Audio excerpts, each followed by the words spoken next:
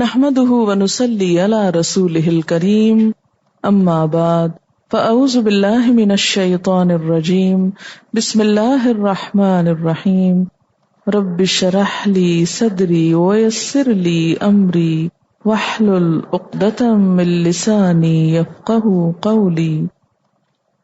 سورۃ الفرقان سے سورتوں کا چوتھا گروپ شروع ہو رہا ہے۔ اس میں 8 سورتیں ہیں: فرقان، شعراء، نمل، قصص، عنکبوت، روم، لقمان، سجدہ۔ یہ مکی ہیں اور آخر میں ایک سورۃ الاحزاب مدنی ہے۔ جس طرح سورۃ النور سے پہلے کئی سورتیں مکی تھیں اور پھر اختتام پر مدنی سورۃ النور تھی۔ سورۃ النور میں پھر احکامات دیے گئے۔ اسی طرح ہم دیکھتے ہیں کہ مکی صورتوں میں ایمان اور عقیدے کی مضبوطی کے بعد سورۃ الاحزاب مدنی صورت میں پھر کچھ احکامات آئیں گے۔ ان صورتوں کا انداز اور اسلوب مکی ہونے کے باوجود دوسرے گروپ کی مکی صورتوں سے کچھ مختلف ہوگا۔ آپ دیکھیں گے کہ الفاظ، آیات، انداز، مضمون، یہ فرق ہوگا دوسری صورتوں کے نسبت۔ تو گویا یہاں سے آپ ایک نیا موڑ رہے ہیں۔ قرآن پاک کے ساتھ ایک نئی طرح کی سوچ، ایک نئے طرح کے انداز سے آپ کو اب مانوس ہونا ہے، اور اس میں خاص طور پر آپ کو رسالت کا اس بات ملے گا، یعنی نبی صلی اللہ علیہ وسلم کی رسالت کے بارے میں بہت سے دلائل ملیں گے۔ تو سورۃ الفرقان یہ مکی سورت ہے جمہور مفسرین کے نزدیک۔ حضرت ابن عباس اور قتادہ نے 3 آیات کے بارے میں فرمایا کہ یہ مکی نہیں مدنی ہے، باقی سورت مکی ہے۔ اور یہ انداز آپ کو عام طور پر ملے گا کہ بعض اوقات مکی صورتوں کے اندر چند آیات مدینہ میں نازل ہونے والی بھی شامل کی جاتی ہیں۔ بسم اللہ الرحمن الرحیم۔ تبارک الذی نزل الفرقان علی عبدہ لیکون للعالمین نذیرا۔ بہت بابرکت ہے وہ جس نے یہ فرقان اپنے بندے پہ نازل کیا تاکہ سارے جہان والوں کے لیے خبردار کرنے والا ہو۔ یعنی بڑی بابرکت اور بافیض ہستی ہے وہ جس نے لوگوں کو خبردار کرنے کے لیے اپنے بندے پر ایک ایسی کتاب اتاری جو حق و باطل کا فرق بیان کرنے والی ہے، اچھے اور برے، غلط اور صحیح کے درمیان ایک واضح حد فاصل رکھتی ہے۔ ابتدا میں لفظ تبارہ کا استعمال ہوا ہے۔ تبارہ کا لفظ بے رے کاف سے ہے۔ برق کہتے ہیں اونٹ کے سینے کو جس پہ وہ جم کے بیٹھ جاتا ہے، اسی سے لفظ البرکہ نکلا ہے جس کو ہم اردو میں برکت کہتے ہیں۔ کسی چیز میں خیر الہی ثابت ہونا۔ مبارک وہ چیز جس میں خیر و برکت پائی جاتی ہے۔ تو کسی بھی چیز سے زیادہ متوقع اور غیر متوقع فوائد حاصل ہونے کو برکت کہتے ہیں۔ یعنی آپ ایکسپیکٹ بھی کرتے ہیں اور بعض اوقات ایکسپیکٹ نہیں بھی کر رہے ہوتے تو آپ کو کچھ فائدے حاصل ہوتے ہیں، اسی کا نام برکت۔ آپ ذرا سوچئے کہ برکت کس کو کہتے ہیں عام زبان میں؟ آپ کھانے میں برکت ہو گئی، وقت میں برکت ہو گئی، یعنی اس وقت میں بہت سی خیر و بھلائی کے کام ہو گئے۔ اور کھانے میں برکت کیا ہے؟ تھوڑا کھانا زیادہ لوگوں کو پورا ہو گیا۔ اسی طرح تبارکہ کے لفظ میں بلندی اور تقدس کا مفہوم بھی پایا جاتا ہے۔ تبارک الذی، بہت بابرکت ہے۔ کون؟ الذی، وہ ذات، اشارہ ہے رب العالمین کی طرف کہ اللہ تعالی کی ذات، اللہ تعالی کی ہستی وہ ہستی ہے جو سراپا خیر و بھلائی ہے۔ ہر طرح کی خیر و بھلائی وہیں سے آتی ہے۔ یہاں پر اللہ تعالیٰ کی اس خاص صفت کا ذکر اس لیے کیا جا رہا ہے کہ آگے فرمایا نزل الفرقان، اس نے فرقان اتارا ہے، یعنی قرآن اتارا ہے، یعنی وہ ہستی جو سراپا خیر و بھلائی ہے، اس نے اپنے بندوں کی بھلائی کے لیے یہ کتاب اتاری ہے. اور یہاں پر قرآن پاک کے لیے لفظ الفرقان استعمال ہوا ہے. فرقان کا لفظ بھی فیر قاف سے کسی چیز کو پھاڑ کر الگ کر دینا. دو قسم کی چیزیں جو بظاہر ایک سی نظر آتی ہوں مگر حقیقتاً الگ الگ ہوں تو ان کو الگ کرنے کے معنی میں استعمال ہوتا ہے. دو مختلف طرح کی چیزیں جو اکٹھی ہو چکی ہوں، حقیقت میں الگ ہوں لیکن وقتی طور پہ جڑی ہوئی ہوں، تو ان کو پھاڑ کے یا کاٹ کے جو الگ کیا جاتا ہے اس کے لیے لفظ فرق استعمال ہوتا ہے. اور فرقان مبالغے کا صیغہ ہے، جیسے قرآن مبالغے کا صیغہ ہے. تو قرآن پاک کو فرقان کیوں کہا جاتا ہے؟ کیونکہ یہ حق کو باطل یا کفر اور ایمان کو بالکل الگ الگ کر کے دکھاتا ہے. حق کو باطل کے درمیان امتیاز کرنے کا ایک معیار یا کرائیٹیریا ہے، ایک ایسی چیز ہے جس سے آپ کو پتہ چلتا ہے درست کیا ہے اور غلط کیا ہے، اچھا کیا ہے اور برا کیا ہے. تو وہ ہستی جو سراپا خیر و بھلائی ہے، اس نے یہ فرقان اتارا ہے جو بندوں کو ایک میزان دیتا ہے، اچھے برے کا فرق بتاتا ہے. بہت سی چیزیں جن کے بارے میں ہم یہ سمجھتے ہیں کہ وہ ایک ہی طرح کی ہیں، حالانکہ وہ ایک طرح کی نہیں ہوتی، ان کے بیچ میں آ کر اچھے اور برے کو الگ کر کے انسان کے سامنے ایک کرائیٹیریا واضح کر دیتا ہے. علی عبدہ، اپنے بندے پر.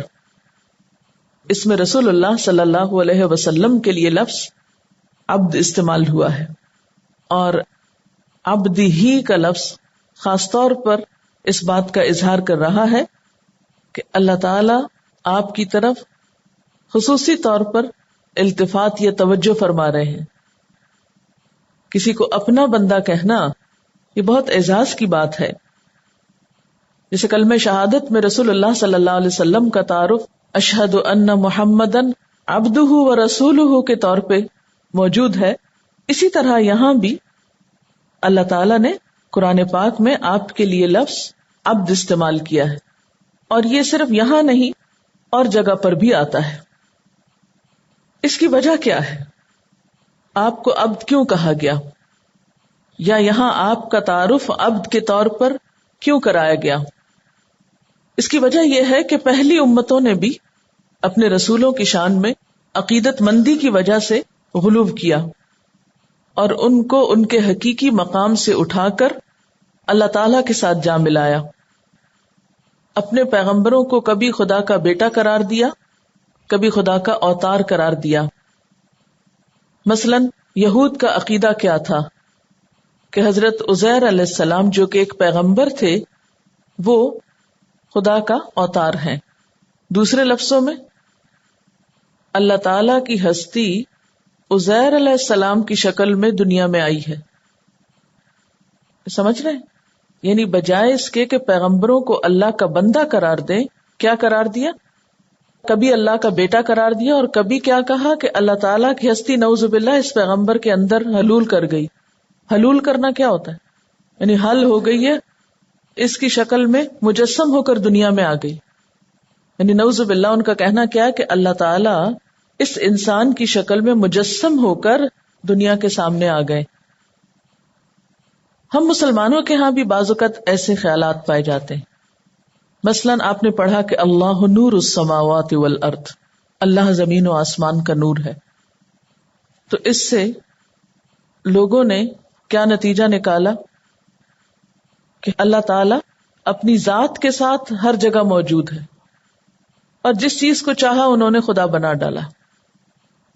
اچھا، پچھلی قوموں نے تو اپنے پیغمبروں کے بارے میں یہ کہا تھا کہ وہ خدا کا اوتار ہیں، لیکن ہم لوگوں نے اپنے پیغمبر کے بعد اور بزرگوں کو بھی ایسا ہی اعزاز بخشا. یہ جو حلول کرنے کا عقیدہ ہے نا، یہ پہلے تو پچھلے انبیاء کی قوموں میں تھا، لیکن مسلمانوں کے ہاں کب شروع ہوا؟ اس کے بارے میں تاریخ کی کتابوں میں آتا ہے کہ عبداللہ بن سبا وہ پہلا شخص تھا جو دراصل تھا یہودی اور ایک اسلام کا لبادہ اوڑھ کر مسلمانوں میں غلط عقائد کو پھیلانے کا ذریعہ بنا. اس نے سب سے پہلے حضرت علی رضی اللہ تعالی عنہ کے بارے میں لوگوں میں یہ خیالات مشہور کیے کہ وہ اللہ تعالیٰ کا اوتار ہیں. جو اس کے فالوور تھے ان کو حضرت علی رضی اللہ تعالی عنہ نے سزائیں دی، اور کہتے ہیں کہ ان کو زندہ جلا دیا، اور جب جلایا ان کو تو کہنے لگے کہ آگ کی سزا دینا تو صرف رب کا کام ہے، چونکہ حضرت علی نے ان کو جلایا ہے، اس لیے اس سے اور ثابت ہوتا ہے کہ وہ نعوذ باللہ اللہ تعالیٰ ہی کا حصہ ہے، یا اللہ تعالیٰ ہی کی ذات ہے، یا اس کا اوتار ہے۔ پھر اسی طرح آپ نے ایک مشہور نام حسین بن منصور حلاج کا سن رکھا ہوگا، کیا جانتے ہیں آپ اس کے بارے میں؟ وہ کیا کہتا تھا؟ انا الحق، کیا مطلب ہے؟ اب اتنی عربی تو آئی گئی کہ اگر میں ترجمہ نہ کروں تو آپ ترجمہ کر سکتے ہیں۔ انا میں، الحق، ال لگ جائے کسی چیز کے ساتھ تو کیا بن جاتا ہے؟ خاص، کہ میں ہی الحق ہوں، وہ خاص سچائی ہوں، یعنی نعوذ باللہ اللہ تعالی کا اوتار ہوں زمین پر۔ تو بہرحال اس قسم کے عقائد غیر اقوام سے خود مسلمانوں کے اندر سرایت کر گئے، حالانکہ ان کی کوئی بھی دلیل اللہ کی کتاب میں نہیں ملتی۔ اللہ تعالیٰ نے حضور صلی اللہ علیہ وسلم کے لیے یہاں پر کیا لفظ استعمال کیا ہے؟ علی عبدہ، اپنے بندے پر۔ عبد غلام کے لیے لفظ استعمال ہوتا ہے، اور یہاں بندے کے معنوں میں۔ اور کیوں نازل کی یہ کتاب؟ لیکون للعالمین نذیرا، تاکہ سارے جہان والوں کے لیے نذیر ہو، سب کو خبردار کیا جائے۔ اس سے کیا پتہ چلتا ہے کہ آپ کی نبوت عالمگیر نبوت ہے، آپ تمام انسانیت کے لیے ہادی ہیں، رہنما ہیں، جیسا کہ قرآن پاک میں آتا ہے قل یا ایھا الناس انی رسول اللہ الیکم جمیعا، آپ کہہ دیجئے اے لوگو میں تم سب کی طرف اللہ کا رسول بنا کر بھیجا گیا ہوں۔ سورۃ الانعام میں آتا ہے وَأُوحِيَ إِلَيَّ هَذَا الْقُرْآنُ لِأُنذِرَكُمْ بِهِ وَمَنْ بَلَغَ، میری طرف یہ قرآن بھیجا گیا ہے تاکہ اس کے ذریعے سے میں تم کو خبردار کروں اور جس کو بھی یہ پہنچے ان سب کو۔ سورۃ سبا میں آتا ہے وَمَا أَرْسَلْنَاكَ إِلَّا كَافَّةً لِلنَّاسِ بَشِيرًا وَنَذِيرًا، ہم نے تم کو سارے ہی انسانوں کے لیے بشارت دینے والا اور خبردار کرنے والا بنا کر بھیجا۔ اسی طرح ایک اور آیت میں کیا آتا ہے وَمَا أَرْسَلْنَاكَ إِلَّا رحمت للعالمین، کہ ہم نے آپ کو تمام جہان والوں کے لیے رحمت بنا کر بھیجا۔ تو آپ کی یہ رسالت تمام انسانوں کے لیے، تمام جنوں کے لیے، رہتی دنیا تک کے انسانوں کے لیے ہے، یعنی قیامت تک کے لیے ہے۔ حدیث میں بھی آتا ہے بعثت الی الاحمر والاسود، کہ مجھے سرخ اور سیاہ سب کی طرف رسول بنا کر بھیجا گیا، یعنی ہر رنگ والے کی طرف، کالے گورے سب کی طرف۔ ایک اور حدیث میں آتا ہے کان النبی یبعث الی قومہ خاصۃ وبعثت الی الناس عامۃ، پہلے ایک نبی خاص طور پر اپنی ہی قوم کی طرف بھیجا جاتا تھا، اور میں تمام انسانوں کی طرف عام طور پر بھیجا گیا ہوں، یعنی میری رسالت عام ہے۔ پہلے انبیاء کی اپنے اپنے دور یا اپنے اپنے علاقے کے لوگوں کے لیے خاص ہوتی تھی۔ صحیح مسلم کی ایک حدیث میں آتا ہے وَأُرْسِلْتُ إِلَى الْخَلْقِ كَافَّةً وَخُتِمَ بِيَ النَّبِيُّونَ، میں ساری خلقت کی طرف بھیجا گیا ہوں اور ختم کر دیے گئے میری آمد پر انبیاء، یعنی انبیاء کا سلسلہ میری آمد پر ختم ہو گیا۔ اب آپ ہی تمام جہان والوں کے لیے ہدایت کا سامان ہیں، ان سب کو خبردار کرنے والے ہیں۔ جیسا کہ میں نے سورت کے شروع میں کہا تھا، مکی صورتوں میں خاص طور پر آپ صلی اللہ علیہ وسلم کی رسالت کا اس بات ہے، کیونکہ لوگوں کو آپ کو رسول ماننے میں بڑی مشکل پیش آ رہی تھی۔ اسی لیے پھر ہم دیکھتے ہیں کہ سورۃ الاحزاب میں پھر خاص طور پر آپ کی رسالت کے بارے میں ایک خلاصہ ہوگا۔ الذی لہ ملک السماوات والارض، اللہ تعالیٰ وہ ذات ہے کہ آسمان و زمین کی بادشاہی اسی کے ہاتھ میں ہے۔ یہ تبارک کا لفظ جو ہے اسی کی طرف یہاں اشارہ ہے۔ الذی نزل الفرقان کے بعد الذی لہ ملک السماوات والارض، کہ وہ رب جس نے یہ فرقان بھیجا ہے، وہی رب آسمان و زمین کی بادشاہت کا مالک بھی ہے۔ وَلَمْ يَتَّخِذْ وَلَدًا، جس نے کسی کو بیٹا نہیں بنایا ہے۔ وَلَمْ يَكُنْ لَهُ شَرِيكٌ فِي الْمُلْكِ، جس کے ساتھ بادشاہی میں کوئی شریک نہیں ہے۔ وَخَلَقَ كُلَّ شَيْءٍ، جس نے ہر چیز کو پیدا کیا ہے۔ فقدرہ تقدیرا، پھر اس کی ایک تقدیر مقرر کی ہے. ایک روایت میں آتا ہے کہ نبی صلی اللہ علیہ وسلم کے خاندان میں جب کسی بچے کی زبان کھل جاتی یعنی بولنے کے قابل ہو جاتا تو آپ اسے یہ آیت سکھاتے تھے. ہم کیا سکھاتے ہیں جب بولنے لگ جائے تو کس کا تعارف کراتے ہیں؟ بھیڑ بکریوں کا. الذی لہ ملک السماوات والارض، اس آیت میں اللہ تعالیٰ کا تعارف کرایا گیا ہے.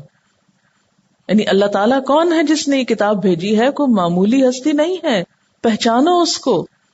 یہ آسمان جو تم دیکھتے ہو، یہ زمین جس پہ رہتے ہو، یہ سب کچھ اسی کا ہے، اسی کی بادشاہت ہے، اسی کی حکومت ہے، سارے کام اسی کی مرضی سے ہو رہے ہیں. اور دوسری بات، اس نے کسی کو بیٹا نہیں بنایا. جب ساری بادشاہت کا مالک وہ خود ہے، اسے بیٹے کی کیا ضرورت؟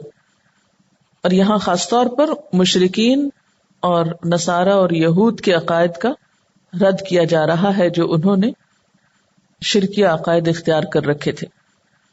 یعنی جو شخص یہ سمجھتا ہے کہ اللہ تعالیٰ کی اولاد ہے اور اگر اس اولاد کو خوش کر دیا جائے تو وہ اولاد انہیں اللہ تعالیٰ کی پکڑ سے بچا لے گی، تو وہ ایسے تمام خیالات اپنے دل سے نکال دیں.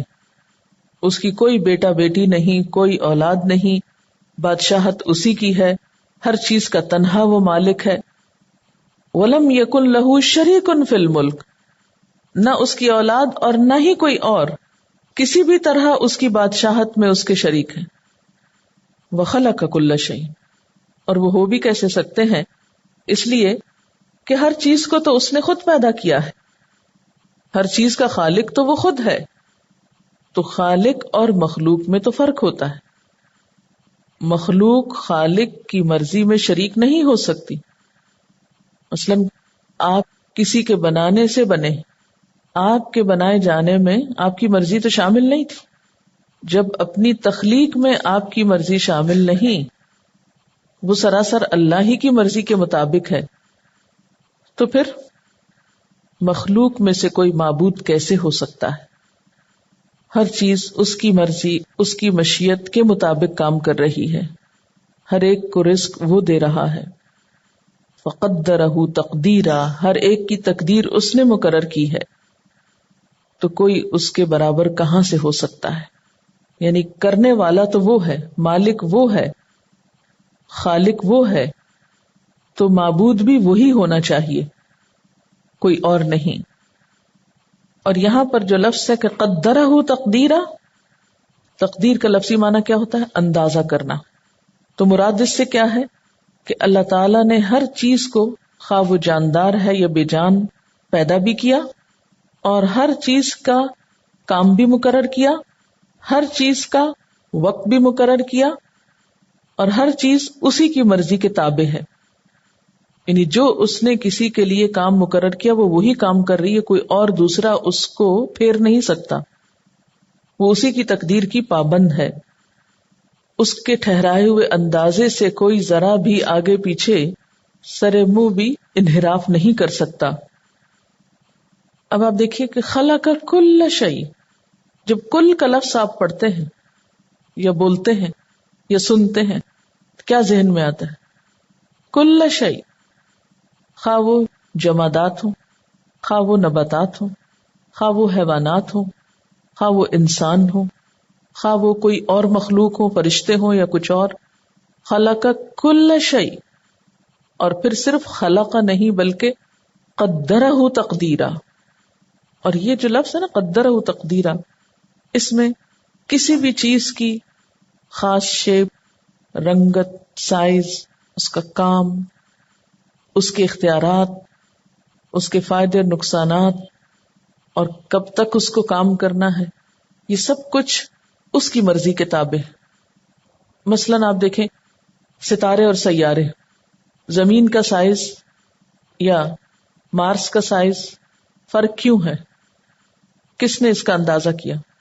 سائنس ہمیں یہ تو بتاتی ہے کہ فلاں کا سائز اتنا ہے، اس کا حجم اتنا ہے، اس کا قطر اتنا ہے، لیکن وہ یہ نہیں بتاتی ہمیں کہ اتنا اور اتنا کیوں ہے. کیا یہ خود بخود اتنا ہو گیا؟ جتنے بھی ستارے سیارے ہیں ان میں سے ہر ایک کا سائز، اس کی رفتار، اس کا طریقہ، اس کا کام متعین ہے. اب سورج کے بارے میں آپ دیکھیں کہ قرآن پاک میں آتا ہے وَالشَّمْسُ تَجْرِي لِمُسْتَقَرٍّ لَهَا ذَلِكَ تَقْدِيرُ الْعَزِيزِ الْعَلِيمِ. سورج اپنے ٹھکانے کی طرف چلتا چلا جا رہا ہے. یہ اس ہستی کا اندازہ ہے، یہ اس ہستی کی مقرر کردہ تقدیر ہے. ذَلِكَ تَقْدِيرُ الْعَزِيزِ الْعَلِيمِ، جو بہت زبردست ہے اور بہت جاننے والی. تو سورج کی تقدیر کیا ہے؟ ستاروں کی تقدیر کیا ہے؟ لوگ اس سے اپنی تقدیریں پوچھتے ہیں. چاند ستاروں سے کیا پوچھوں، کب میرے دن پھرتے ہیں، یہ تو بیچارے خود ہیں بھکاری، بستی بستی پھرتے ہیں. تو بات یہ ہے کہ سورج ہو یا چاند ہو، اس کا سائز، اس کے چلنے کی رفتار، اس کا کام، یہ سب کس کا انداز ہے؟ یہ کس نے ڈیزائن کیا؟ کس نے یہ سب کچھ بنایا؟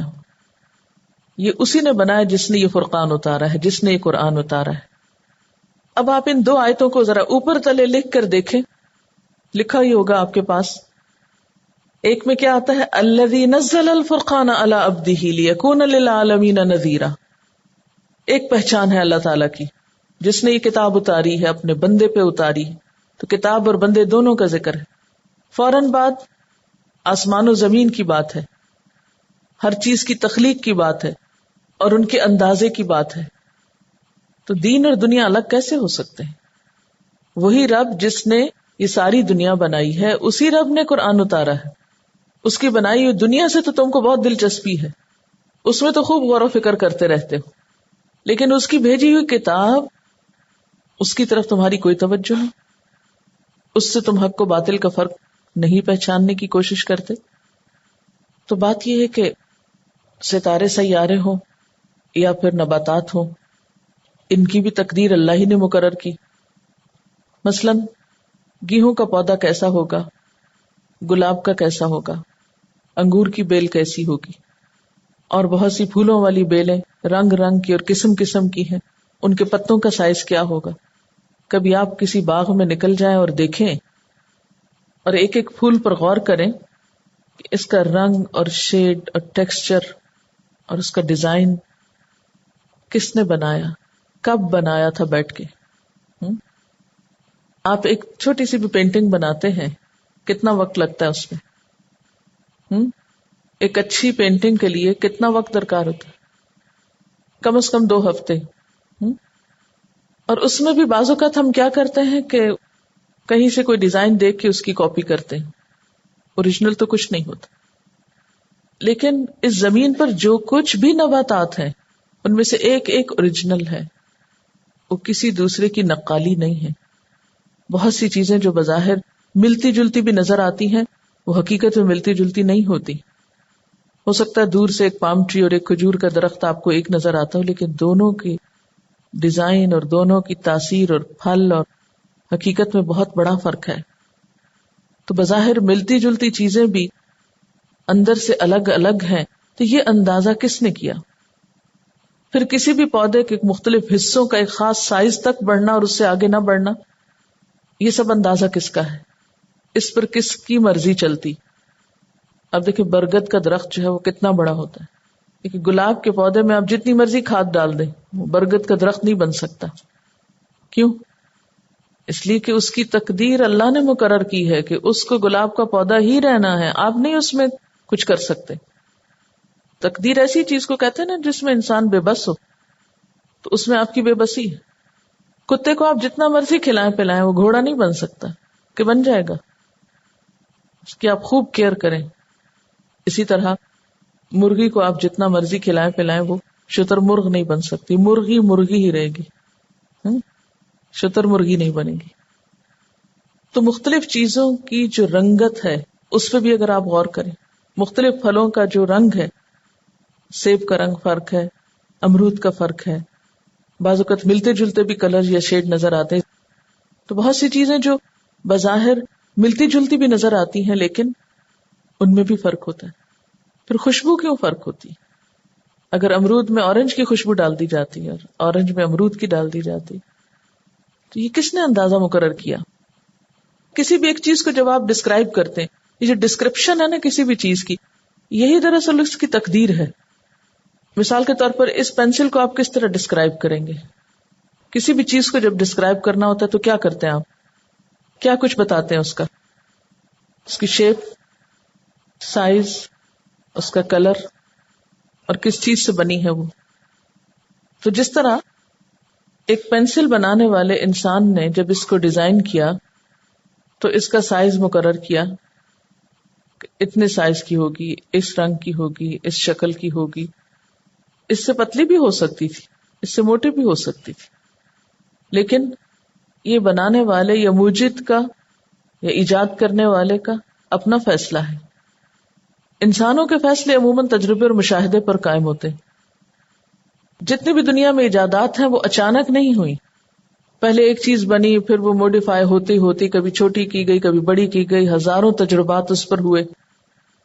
پھر استعمال کرنے والے لوگوں کے فیڈ بیک کے مطابق، مثلا موٹر کارز جب وجود میں آئی تو ابتدا میں کیسی تھی؟ کبھی کسی ایسے میوزیم میں جانے کا اتفاق ہوا کہ جس میں پرانی گاڑیاں رکھی ہوئی ہوں، یا کوئی تصویروں کا کیٹلاگ ایسا آپ نے دیکھا ہو؟ کتنے تجربے کر کے اور ہر سال ایک نیا ماڈل ان کو نکالنا پڑتا ہے. اللہ تعالیٰ کو تو ہر سال سورج کا نیا ماڈل نہیں بنانا پڑتا. لاکھوں کروڑوں سال پرانا ہونے کے باوجود وہ اپنی آب و تاب رکھتا ہے.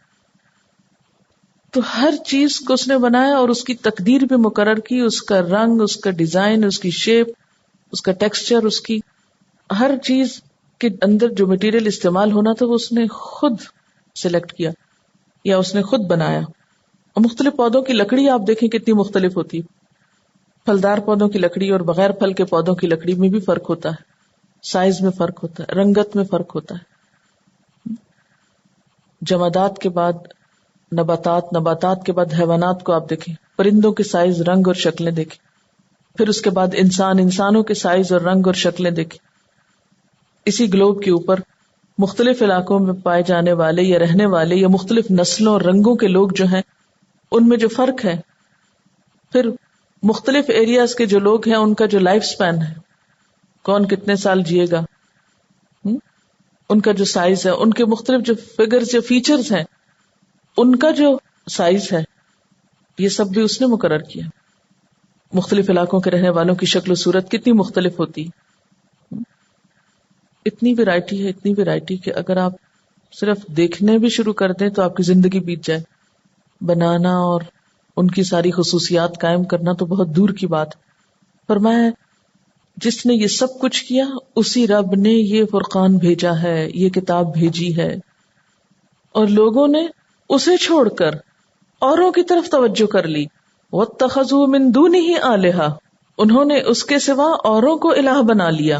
یعنی حیرت کی بات ہے، جو اپنی تخلیق پہ بھی قادر نہ تھے، جو اپنے بنانے کے لیے بھی کسی دوسرے کے آگے محتاج تھے، ان کو لوگوں نے الہ کے مقام پہ پہنچا دیا. واتخذوا من دونہ آلہہ، آلہہ الہ کی جمع ہے، اور یہ آلہہ کیسے ہیں؟ لا یخلقون شیئا وہم یخلقون، جو کسی چیز کو پیدا نہیں کرتے بلکہ خود پیدا کیے جاتے ہیں. ولا یملکون لانفسہم ضرا ولا نفعا، جو خود اپنے لیے بھی کسی نفع یا نقصان کا اختیار نہیں رکھتے.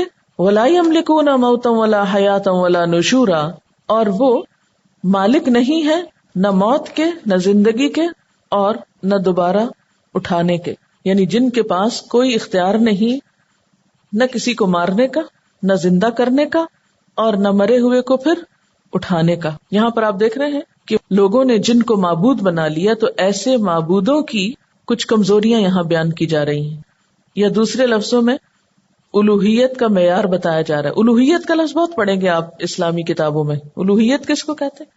الہ بنانے کو. تو پہلی بات یہ ہے کہ جو ہستی کوئی چیز پیدا نہ کر سکے یا کسی بھی چیز کی خالق نہ ہو، وہ معبود کیسے ہو سکتی؟ اس کی عبادت کیسے کی جا سکتی؟ عبادت کے لیے کیا شرط ہے کہ وہ خالق بھی ہو، کیونکہ جو چیز کسی اور کی پیدا کی ہوئی ہو وہ الہ نہیں ہو سکتی. کیوں؟ اس لیے کہ بنانے والے نے آج اس کو بنایا تو کل اس کو ختم بھی کر سکتا ہے، تو ختم ہونے والا تو معبود نہیں ہوا کرتا. وآخر دعوانا ان الحمد للہ رب العالمین. سبحانک اللہم وبحمدک نشہد ان لا الہ الا انت نستغفرک ونتوب الیک. السلام علیکم ورحمۃ اللہ.